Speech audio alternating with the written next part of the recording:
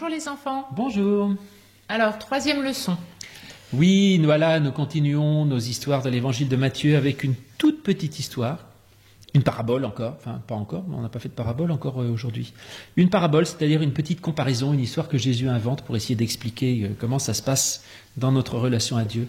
C'est la parabole dite de la brebis perdue, Matthieu 18, 12, mais en fait on va lire dans Luc, c'est mieux écrit.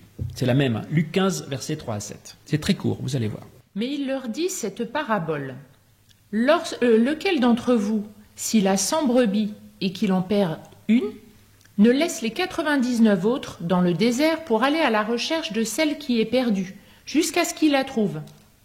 Lorsqu'il l'a trouvée, il la met avec joie sur ses épaules, et de retour à la maison, il appelle ses amis et ses voisins et leur dit « Réjouissez-vous avec moi, car j'ai trouvé ma brebis qui était perdue. » De même, je vous le dis, il y aura plus de joie dans le ciel pour un seul pécheur qui se repent que pour 99 justes qui n'ont pas besoin de repentance. C'est une parabole très courte et c'est pas parce qu'elle est courte qu'elle est simple. En fait, parce qu'elle est courte, elle est même compliquée parce qu'il y a beaucoup de...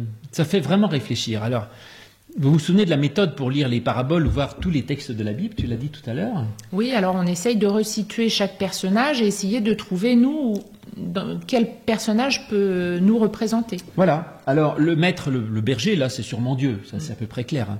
Après, il y a la brebis perdue, puis il y a les 99 autres. Alors, nous, on est laquelle des deux? Alors, ça, c'est intéressant parce que chaque fois que là, je vous vois pas en vrai, les enfants, c'est triste, mais quand on a un groupe d'enfants, d'habitude, on leur dit, mais alors vous êtes lesquels? Alors, il y en a toujours un certain nombre qui disent, oh ben, nous, on est les bonnes brebis parce que nous, on est plutôt des bons chrétiens, on n'est pas des voleurs, on n'est pas des assassins, on respecte plutôt la parole de Dieu, donc on est les bons, quoi. Puis un autre qui dit, ben oui, mais moi, j'ai peut-être un peu la brebis perdue parce que parfois, je fais pas exactement ce que je devrais, j'aimerais faire le bien, mais souvent, je fais des bêtises ou je me trompe ou je m'égare, donc en fait, je ne sais pas très bien si je suis la bonne ou la mauvaise brebis. Mais en tout cas, les deux sont possibles. Alors, on va essayer de regarder les deux solutions. Voilà, on va voir ce que nous apporte le texte dans les deux solutions. Alors, si je suis dans les 99 bonnes brebis.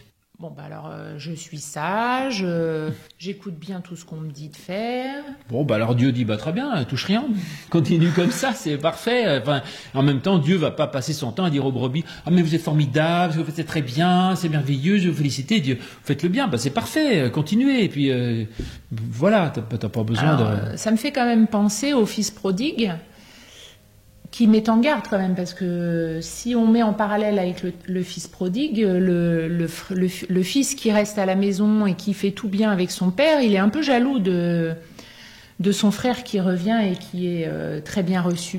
Je pense qu'il y a un peu de ça aussi, c'est pour dire, écoutez, si vous êtes bien, ne vous chagrinez pas que Dieu aille chercher celui qui est perdu et qu'il ramène celui qui est égaré, c'est plutôt une bonne idée, donc soyez pas jaloux de celui qui va arriver. Parce qu'en effet, parfois, nous, on peut se dire, moi, je suis honnête depuis toujours, et puis là, il y a quelqu'un, il vient de se convertir, tout à coup, il est devenu honnête, et on le trouve formidable, alors merci.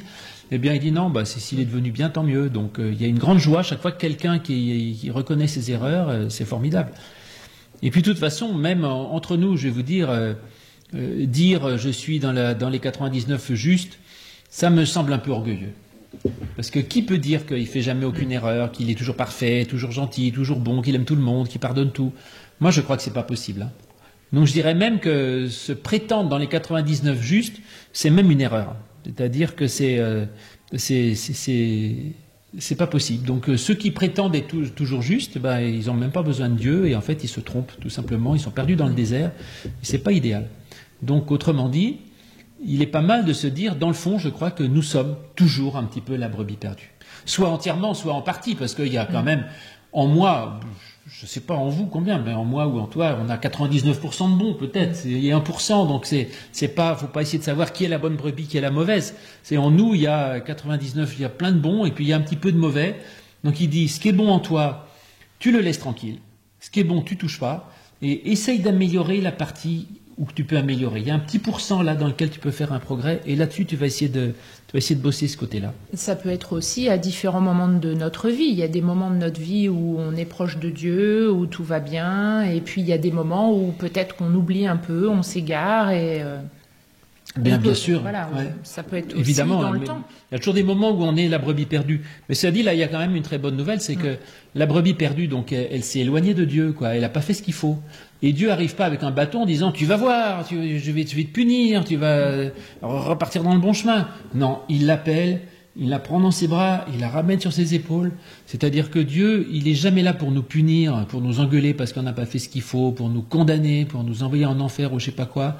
Mais chaque fois qu'on s'égare ou qu'on fait pas le bien, Dieu, il vient courir après nous. Il dit, mais écoute, mon ami, viens, tu t'égares, tu fais pas le bien, tu te mets toi-même en danger. Je vais te ramener avec moi. Et il nous prend, il nous appelle par notre nom, et il essaye de nous remettre sur le bon chemin. Donc moi, j'aime cette image du Dieu qui est quand même extrêmement dans la pédagogie positive, hein, et qui essaye vraiment de nous remettre très gentiment dans le bon chemin, qui nous prend sur ses épaules et qui nous ramène en sécurité. Et ça, c'est quand même vraiment une chance d'avoir un Dieu aussi bon et aussi gentil. Et donc, tous ceux qui ont prétendu que Dieu punissait, qu'il envoyait en enfer, etc., se trompent. C'est pas du tout le Dieu de Jésus. Le Dieu de Jésus, il est infiniment bon, et surtout avec ceux qui reconnaissent qu'ils ont des progrès à faire. Ben, c'est tout. Oui. Non, tu avais autre chose à dire? Fait. Non, c'est tout à fait ça. Et bien alors, mes amis, nous sommes très heureux d'avoir partagé ces 3 textes avec vous. Nous vous donnons rendez-vous bientôt pour la suite.